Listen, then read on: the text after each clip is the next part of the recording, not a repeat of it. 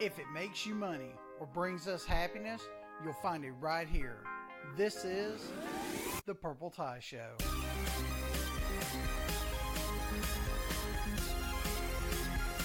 Welcome to the Purple Tie Guys podcast. I am Robert Martin. I am Blake Singleton. Robots are taking over the world. They're going to take our gerbs. They're taking our gerbs. Okay, so I watched let's explain a little. Let's explain. They're taking our gerbs. I watched a thing with Tony Robbins, and he was interviewing one of the first AIs. Right? Yeah, it was a robot that had been granted citizenship somewhere. The Ukraine, I think. It sounds like a Ukrainian thing. Really? Sure. I would think it would be a Japanese thing. Well, so it was able to learn, right? Yes. Able to learn and interact and have conversations, answer questions, things like that. And so Tony Robbins was asking it questions like, how do you feel about love, and how do you feel about relationships? And I'm like, you do realize she's not real. Yeah. It was Saudi Arabia, by the way. Saudi Arabia granted the robot Sophia, the humanoid robot produced by Hanson Robotics. First ever. You were almost like whispering into the mic, like Sophia. So that's not creepy at all. But he was asking questions like, do you have feelings? Do you have emotions? And do you tear up? And what does sad look like? And the robot, made a sad face. And terrible, and horrific, then it's sad face. Like, what does really sad look like? I'm like, are you trying to depress this robot? Yeah. Like, what do you want? Yeah. Like, it's already a robot. Leave it alone. But he asked, what's your purpose in society? Yeah. And I was like, you never watch RoboCop? Like, you never watched Terminator? This is how you get Terminators. This is how Skynet decides that it wants to murder everybody. Oh man. So she was like, well, we do jobs that are too dangerous or too repetitive for our human counterparts. And I'm thinking, okay, structure fire. 130-story skyscraper and whatever. Send in the herd of robots. Hey, go measure how hot it is in that volcano. By the way, collect a sample while you're there. Yeah. Use your hands. Oh, man. So, I picture, firefighting. And you mentioned before, because we tried to do this podcast like 15 bajillion times, and we got interrupted like every single time. Yeah. And so that's why it's dropping a little late. Maybe drop it tomorrow, Friday. We may just wait a week. Who knows? Whenever you get this, sorry, it's a little late. Yeah, sorry, it's a little late. People kept bugging us. But you brought up the fact that you had seen a video or something where a policeman pulled over a car. And I saw a clip of it and thought it was just the most ridiculous thing ever. Yeah. But the cop's got an arm with a motorcycle helmet and a video display. Yeah, it's on this extendable arm so the scenario was the cop pulls over a car. And instead of the cop getting out of the car, there's this thing attached to the driver's side of the cop's car. It's on this arm that extends up to the side of the, perpetrator's car. They're innocent until proven guilty. That person has a taillight out. He is guilty. Oh man. Whatever. Anyway, the thing on the car has like it's sort of got this torso, and then on the top it's got a little webcam, and on top of that, like you said, it had a bike helmet. A motorcycle helmet. With a police badge on it. Yeah. And then in the chest area, there's a display of the cop's face sitting in the car.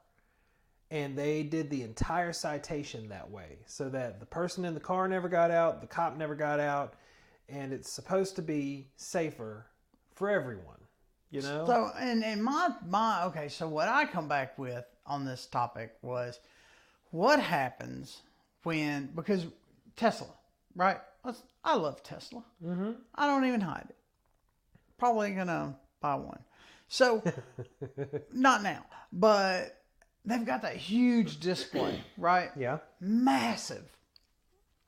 What happens when the cop has a infrared or laser interface, whips on the lights, the car detects the cops behind you, and the car's like, oh, we're being pulled. Hey, dude, we're being pulled over. Throw the stuff out. Right? And then the car pulls over. The dude has no option to keep going because the car physically won't let him. Right. Ending cop chases altogether. Yeah. That's assuming criminals can afford Teslas, which is... Well, you know, it's just like anything. You know, the further along technology goes, the less expensive it becomes, and then it just sort of gets incorporated into anything. Suddenly it's in Kias. Yeah. Well, you know, 30 years ago or something, power windows was a super duper luxury. And now, if it doesn't come with power windows, it's a jalopy. FM radio. FM radio, yes. Was a luxury. Now, satellite radio is a luxury. Yeah. And everybody puts AM, FM radio because, you know, whatever. Yeah. So, I get it. You know, eventually it will trickle down to the, you know, $9,000 beater cars that we have. Yeah. I mean, not us personally, but our manufacturer. If y'all know where I can get a brand new $9,000 vehicle, let me know. Even if it's a beater, I'll take it. So, you know, at some point, the police officer is going to pull up behind the car, flip on the lights. The car's going to be like, oh, we're getting pulled over. Pulls over. The cop reads digitally scans like a little QR code type thing on the license plate. Yeah, or a barcode. Brings back all the information, registration, insurance. Is this up to date? Is that up to date? Sure. Let me tell you something. Paper insurance cards are the biggest pain in the bloop that there is. Yeah, I agree. You've got to, you know, put it in your glove compartment. Then you got to dig through and you got to find it. And then the one that you found was out of date. Don't get me started. I think that they should let you have your ID stored electronically on your phone, because most everyone has a phone. I realize there are still people out there that are clinging to their flip phones. Now, hang on, and I know what they're going to say. I know what y'all are saying. Stop it. But Robert and Blake, you could just take a picture of somebody else's insurance card and just put it on your phone.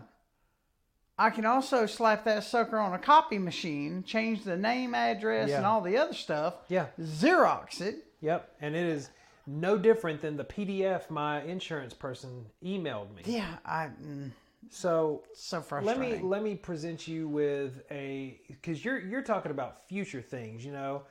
Let's say that you take the cop out of the equation altogether. I wasn't really done with that, because I was going to say, you know, he reads the little thing, he pops up on the screen in the Tesla and goes, "Hey, dude, did you know you were speeding? Yeah. Here's your ticket." Okay, let me go a little bit further into the future for you. Take the cop out of the equation altogether. You have a police officer style robot that is positioned along the road, detects that you are speeding, because who knows? You're driving your car manually right now. You're speeding. Okay. Right? This little robot vehicle thing pulls out behind you. It has no human driver, so it's not restricted by, I've got to, you know, make sure I don't kill myself. So it's doing 130 to catch up with you or something, right? I've seen... It initiates the pullover. The Tesla or whatever complies because it has to, because it's programmed into it. Pulls over. The cop vehicle robot just pulls up to the car and interfaces with it wirelessly. No human interaction whatsoever. You get a little pop-up on the screen inside your car. You've been issued a citation. And you go a step further. If this is a repeat offense, then, your car won't move. For like 15 minutes? Like, well, like, do you get a timeout the first couple of times? Like, how long's my timeout? The whole reason I bring that up was because... You've entered too many passwords. You're locked out for 45 minutes, right? You've got too many speeding tickets. Yeah, I don't know. I mean, there's so many implications with that. But the whole reason I bring it up was because, we were talking about how robots are taking over our jobs. Gerbs. Amazon just penned a deal with Waymo, which is a driverless car company. And they're going to start letting these driverless... minivans. Yeah, they're minivans. They're sort of like minivans. They just have no compartment for drivers. They're just a giant box. And they're going to use those to deliver packages from not to residents, but to distribution centers. Facility to facility. From facility to facility. So here's what I find interesting. A human truck driver has to stop your family's got a couple truck drivers in it. Yeah. They have to stop after a certain number of hours, or they log so many hours, they have to stop. And it's required by the union because if they go over... Well, it's also required by law, like to keep you from going to sleep and wrecking and killing somebody, you have to stop so many, you're required to take so many breaks. Right. You're talking about a robot that can just go and go like the Energizer Bunny. It can go and go for, 300 miles or something? We watched it the other day. You're talking about the electric truck, electric diesel truck. Well, I don't know if this is electric. Boogie, boogie, boogie. Right. I don't know if this is going to be electric or if it's going to be a gasoline truck that they have self-driving. I have no idea. Who made the electric diesel truck? There was an electric diesel. Tesla. Was it? Yeah. Are you sure? So, I just, I had to stop because I thought I was going to die. Oh, okay. Yeah, Tesla's made an electric 18-wheeler, and they'll go something like 400-600 miles. But it's self-driving, too. I think so. I'm not 100% sure. I think so. We'll do research and put it in the show notes. Quote, unquote. You'll forget. Yeah. So, let's take it a little bit closer to, the average American job. Mm-hmm.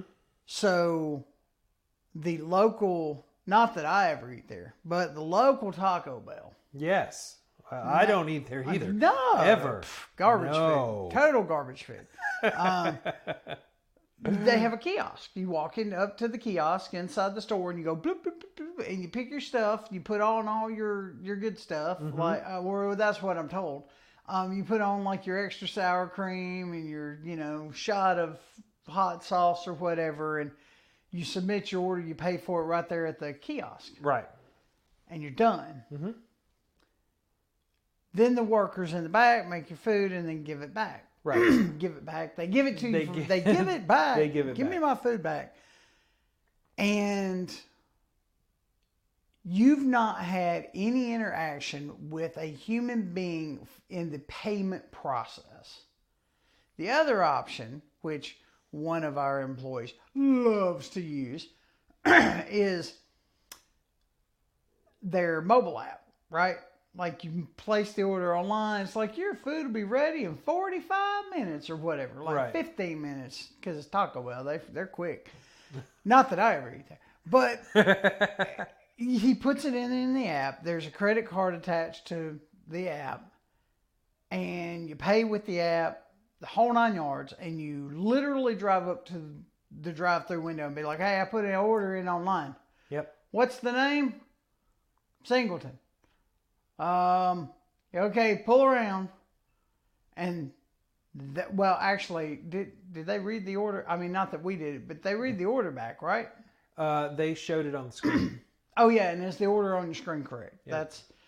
So, you've literally cut the order process where you're like... And payment. So, how many times have you been in a drive-thru of some kind, right? What's the healthiest drive-thru? Quick. Taco Bell.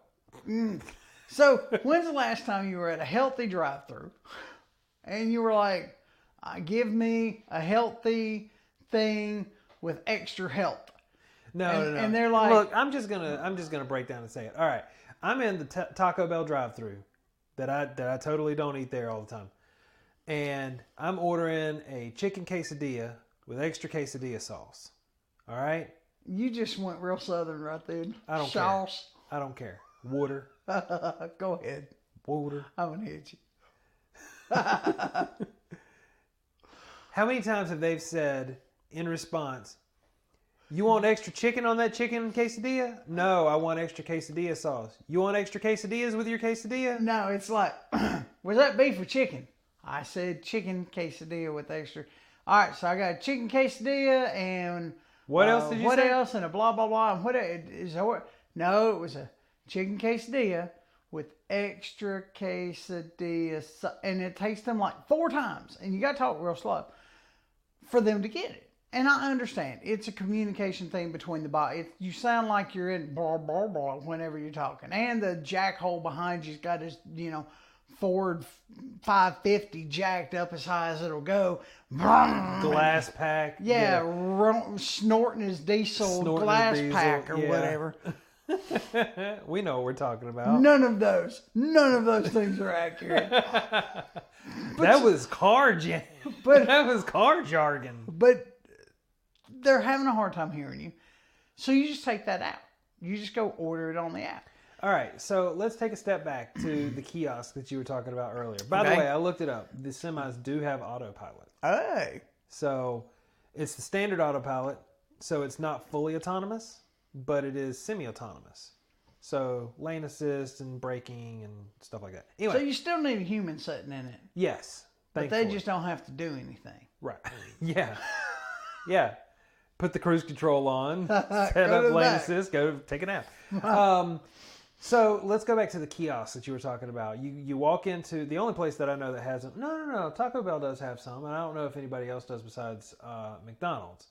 But you got the kiosk where you go and order inside, right? Why are those kiosks there?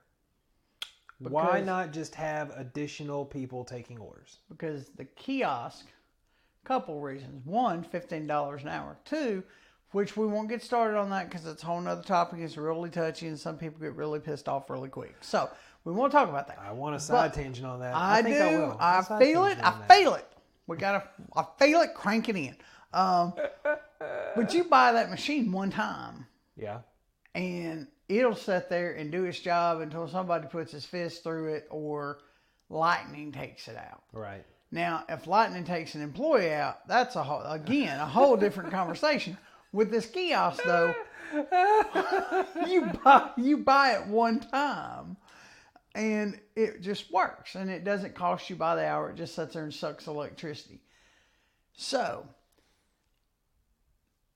Sonic. Yeah.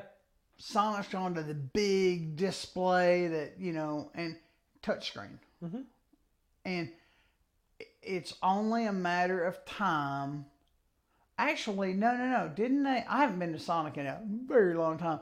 But isn't it a touchscreen? Like, you never get a person that's like, welcome to Sonic. This is Yeah. Cindy Lou. How can I take your order? Last time I went there, they did have a touch screen, but you also still had to press the red button and talk to a person. Oh, yeah, because you could pay with the touchscreen. But you paid with the touch screen. But see, that's another great example of technology getting I don't have cheaper. to give my card to somebody either. Yeah, That's you the just, other thing. Yeah, and man, that always weirded me out whenever you had to do that before. But, the touchscreen's a great example of technology getting cheaper because 10 And years better. ago, yeah, and better. Well, 10 years ago, it was capacitive touch instead of And you had to jam, and the harder you Yeah. jammed, and the more likely it was to detect. more likely it was to fail. Yeah. But, 10 years ago, it was going to be all paper. You'd be lucky if the light bulb inside the button worked. You know what I mean? It was paper menus that were behind glass. Yeah, that they had to change out manually. Yeah. And these are all digital menus. If they ever had something that was wrong, they just stuck a sticker over the outside of it. Do you remember that? Oh, yeah. Yeah, we're out of that. Hey, we're out of chocolate syrup. Go put stickers over all the chocolate milkshakes. No, they would print up these special menus for like promotions or whatever, and the promotion would end, but they wouldn't send out new menus. So what do? You take a sticker and you put it on the outside of the glass. A Dymo sticker. So that it covers whatever promotional thing it was there. And then you don't have to pay to print out, all of these additional menus. It's like McDonald's and their Szechuan sauce. Sure. That was dumb. Anyway. But yeah, you've got the touch screens, you've got the menus that are now on TVs instead of printed, because it's cheaper just to buy a TV for $100 and hang it up on. How ridiculous is that? It is cheaper. Listen to what you just said. It is cheaper to buy a TV for $100 and hang it on the wall than it is to print the little inserts. So back in my day, when dinosaurs were around, you're welcome, Jacob. Now shut up. So back when the dinosaurs were around, when I first, was hatched, I worked at Hardee's. Right. And the menu boards were literally paper that they sent out. And you had to open up the thing and shove the new paper in it and lock it back shut. And only the manager had the key. And gosh, it has really, really changed. Now with the digital, like TV type boards, corporate signs in and goes, you know what? I don't want Big Macs to be whatever a Big Mac cost. I want them to be $6. I want them to be, 30 cents more. Yeah. Push it out to all the stores. Yep. Update the menus. Never have to get an employee involved. It's just done. I'm really, really, really surprised that Starbucks, being all corporate owned, has not implemented a system like that yet. Yeah, digital menus. Because they still do the old school inserts, just like that. Now, the one thing that they don't do anymore is the chalkboard markers, and an employee actually draws the thing. I miss that. I miss that. Because you get some employees with some incredible talent, and they draw like this beautiful, like, cup with, macchiato stuff, and it was beautiful. Yeah. Like it was a piece of artwork. Yep. And they don't do that anymore. The other thing that they automated that I was like, oh, that makes sense. The order taking process used to be somebody standing up there, tapping it in, and then writing it on a cup. Mm-hmm. But now they tap it in and press a button, and it just prints a label. Mm-hmm. And whenever they first started doing that, I thought, oh man, that's lazy. Now I'm like, oh no, efficient. That's efficient. One, it's efficient. Two, it cuts down on, person at the front scribbling on the cup, and the guy that's making the barista that's making the coffee. Is this a B or a D or a P? What did they? Or a is Q? This a cappuccino or a mocha? What is this? Yeah. And slowing down the line, and then they miss something. Inevitably, they miss something. Or Starbucks is another great example of a really well implemented mobile ordering system, because now we do use that a lot. That rocks. The mobile ordering thing. I will tell you, my favorite thing to do is if I go inside Starbucks and I am walking up and there's a line of 3 or more people. I won't even go up to the line. I will just pull out my phone, transfer money to my Starbucks card, place your order and stand there through the app, and then sit down. And I guarantee you, before that third person orders, my drinks will be done. Because my order went in before that third person. And the second, and probably the first. That's insane. So that's something that's implemented very, very well. I'm not a big fan of how Taco Bell has theirs implemented, because you have to pull up and actually, announce that you've arrived, and then you have to sit in the order. I have arrived. And then you have to sit in the at the window. Well, you got to sit in the drive-thru. So if it's backed up, it's just backed up. Yeah. Which, technically you can go inside too. But who wants to do that? Yeah, I was gonna be like, I was gonna say something that didn't sound crappy, but who wants to do that? Who wants to do that? It's raining or whatever. You don't want to get out of the car. It's cold. Pull up to the box. Hey, I ordered. Yeah. Who are you? I have arrived. So, All right, so we've talked about murderous robots. We've talked about Skynet. self-driving police officers. We've talked about kiosks replacing order takers. Let's talk about construction robots.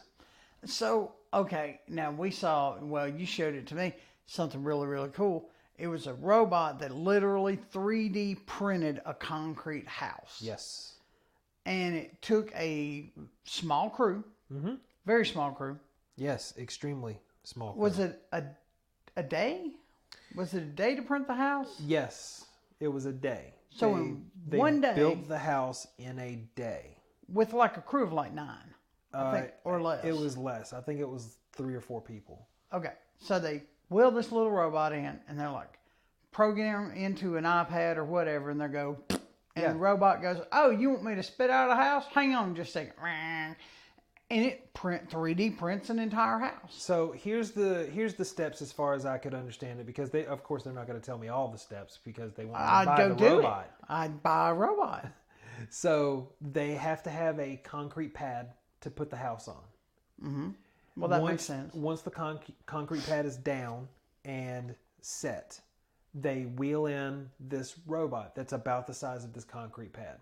The house ended up being about, I think it was like 600 square feet, 700 square feet. So not a huge house. Nope, but it had a bedroom, bathroom, kitchen, and living room.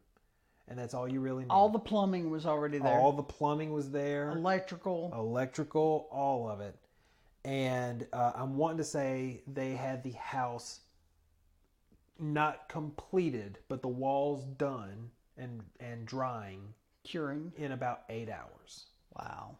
See, that's insane. So what they did was they had a hopper, and they just filled the hopper with dry concrete mix. And the robot would mix the water and the hopper content into a tube, into the nozzle, and lay it. So it's like the ice cream machine at McDonald's, only it actually works. Right, it's constantly working and not broken.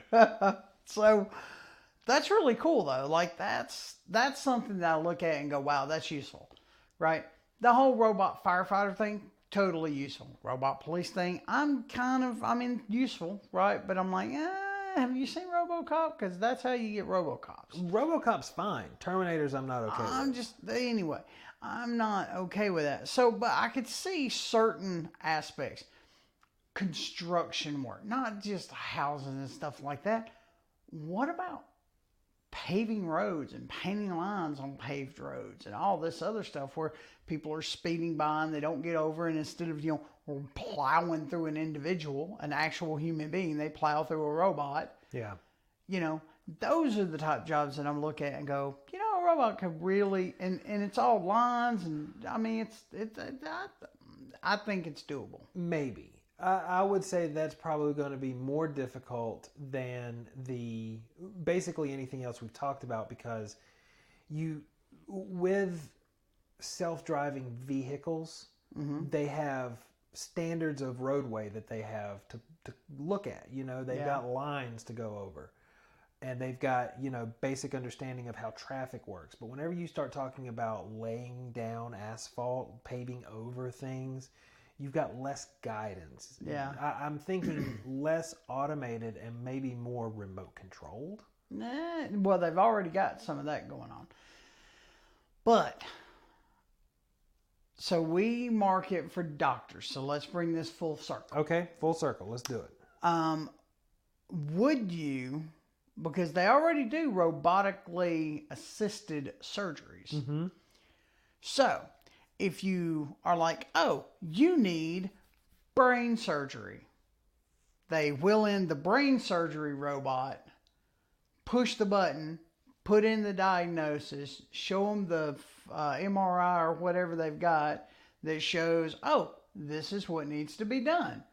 Oh, I see. You just whack off this piece over here and put it on the other side. Okay, I got this. Done. And a robot does it. Super duper precise. Unless somebody keys something in wrong, would you let them do it? 100%. I mean, maybe not brain. Like I'm Brain surgery, yes, 100%. What? Yep. Mm. Brains are unique to each person, but basically the same. And there's not going to be a whole lot of deviation where stuff happens in the brain. So, yeah. I've met some you people let a brain surgery robot. I've met some people that things happen in the wrong side of the brain, but we won't even talk about that. That is a podcast that's a topic for a whole nother show. Yeah, I would though. I would let a robot do surgery on me. I am a little more concerned if it's in like you go into like the chest and gut part of the. Well, people are built different. Some of us are plumper than the others, and things aren't always in the same spot on everybody. Not exactly. You're right. So, but the brain is going to be basically the same. Housed inside a skull, basic places are going to be basically the same. Going to be basically the same size. So I can see it doing eye surgeries. They're already doing laser eye surgeries. Well, I mean, they've been doing that for a long time. I can see them doing that. I could see them doing, oh man, oh God, oh that hurt. Was it eye surgery? No, I thought about eye surgery and that hurts too. Remember there was a show where they injected like this little robot into your blood vessels and it went and like repaired damage. It was like a super futuristic thing. But I mean, we're getting micro technology, right? Have you seen a little robot that'll run around the house and put his little thing up in the air and stuff? That sounded way worse. You're talking about Vector. Or whatever. So I don't remember the show you're talking about. You shrink him down a little bit, shove him in a van, let him go fix it. I don't remember that show specifically, but I did just read an article about scientists, the scientists, have created cell-based machines that can create like structures made out of cells. So that goes into the whole 3D printing of body parts, which I think would be a whole nother side tangent from robots and this thing in general. And I wasn't going to babble for this long about robots, but it's been really interesting because the more you think about it, you're like, oh yeah, I'd totally use a robot for that. Like robot vacuums. I've been lobbying for one. I want one. I want one. Well, go buy one. So look, here's the thing, right? We need to bring this back around to our actual notes so I know what the heck we're talking about. We were talking about how technology replaces people, but what about if technology brings the old ways back? Okay, so I get that. Back in the old days, in the olden days, back before I was even born, so the dinosaurs were just baby dinosaurs, which are adorable. You had a guy that came out and would pump your gas, check your oil, check your tire pressure, and it was called full service. At just any old gas station. Any old gas station. And then it got into, we got a few, right? We got a few real good self-service or full service gas stations. And now if you notice, for years... it was self-serve. There was a sign that was like self-serve with the price, right? Yep. Like there was full service. But I really feel like that extra little touch is going to come back because... if I had a place that I could pull up, and not just, I probably wouldn't use it, but I know people that would. You pull up to the gas station, dude comes out and says, good day, what can I, regular unleaded, premium, or whatever, right? Mid-grade. Or hydrogen. Or you're going to top off your electric or whatever. Yep. And he just does everything for you. Yep. What was it? Hydrogen. We started talking about hydrogen. We're going to side tangent, I can tell. But those were something that, you couldn't service yourself. And you had to replace fuel cells and it had to be done with, that's something a robot could do. Yeah. Because it's a dangerous job. It has to be super duper precise. You don't let a robot do it. Done. So another, a side tangent of a side tangent. Tesla sells an automated docking arm for your... Of course they do. For your charger. Of course they do. It looks very strange. I'll show you what it looks like after we get finished recording this. But it's basically a snake arm that comes down and lines up with your charging port and plugs in for you, so you don't have to do it. It detects it and everything. So this is kind of the last thing I'm going to mention on this about Tesla and robots, because I feel like we literally, because we're nerds, could sit here and talk about robots and things like that for Okay, well, before you hours. do your last thing, I want to do one last thing, because the whole reason I brought up bringing it back around to being like the old days, we were talking about ordering food online, ordering groceries online.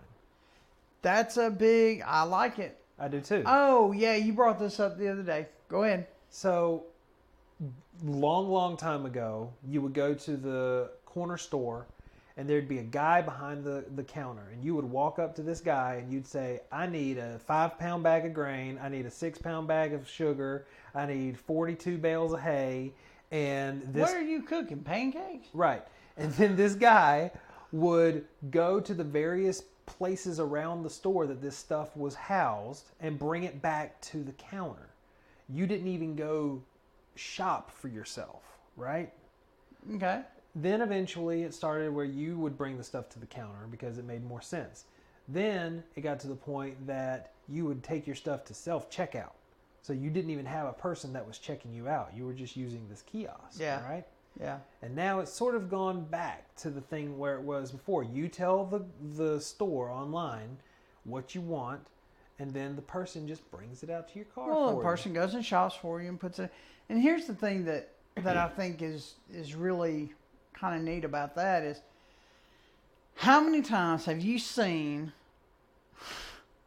somebody at the local Walmart with a T-bone shoved in their butt crack trying to soften it out the door?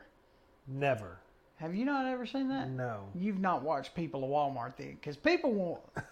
It's kind of like a Family Guy episode. You're not stealing a ham, you're just a fat kid, and... But stealing food is like a legit thing. They sure. steal food. If you buy it on the app, you pay for it on the app, and then somebody goes and gets it for you, puts it in a bag, brings it to your car, you've eliminated most of your shoplifting, right? Yes, you have. It's going to get to where the steaks are locked up in a counter. Yeah. You'll have to have a manager's key to get in there, just like the signs. I will say that I despise going to Walmart for so many reasons, but one of them, like going inside Walmart. But one of them is because... I don't even like the parking lot. Oh, the parking lot is awful. When I go inside to shop at Walmart, they have the checkers there at the entrances. Oh, and they always make me feel like a criminal. They do. They stop me every time I walk through those doors whenever I've been shopping. Because you look like a criminal. Don't I? I mean... Don't I, with my glasses and my gray hair and my punch and my belly and, I look just like a criminal. Oh, yeah. I look just like... So what does the criminal look like? I'm not Apparently sure. I do. You are. And they're like, let me see your receipt. What'd you steal? Oh. Where's that ham? And now, now that I've started paying with the Walmart app, there is no receipt. It's on my phone. God help me whenever they... I need to see your receipt. Yeah, I'm wheeling out $150 worth of groceries, and they're like, I need to see your receipt. Okay, bring out my phone, open the app, navigate to the e-receipt. Hey, you wait till they use the Sharpie on your phone to mark it off as paid. I will punch them in the nose. I will throat punch them and be done. So, I get it. It's coming back around, and I really do like ordering on the app and then going and picking it up. It makes it so much easier. Walmart's free. Kroger charges like $5. It's really, not a lot whenever you think about it. Because Here's the way I look at it, and probably most of our listeners would too. For $5, how long would it take you to go and do your own grocery shopping? It usually takes me about a half hour on average. If you're shopping for the week. If I'm shopping for the week, an hour. 45 minutes. Between a half hour and an hour, yeah. Okay. Is that worth $5? Yeah. For sure. Is that $5 worth more? Is your time worth more than that $5? And the answer for me is absolutely yes. I'd much rather be doing something else besides grocery shopping. And I cannot, if I order online, walk down the Oreo aisle and... They have an Oreo aisle. I mean, why not? I would. Every flavor of our Oreo they have. The vanilla and the... Anyway, you know that thing that charges the car? So if you found this episode entertaining... or the content's educational, find us online at purpletieguys.com. Harass us somewhere else. Yeah. Send us an email. We'll respond. Anywhere online, purpletieguys.com. Twitter, Facebook, Instagram. We're everywhere. And we really appreciate the people that take the time to download our podcast and actually listen to it. You guys are the reason that we do.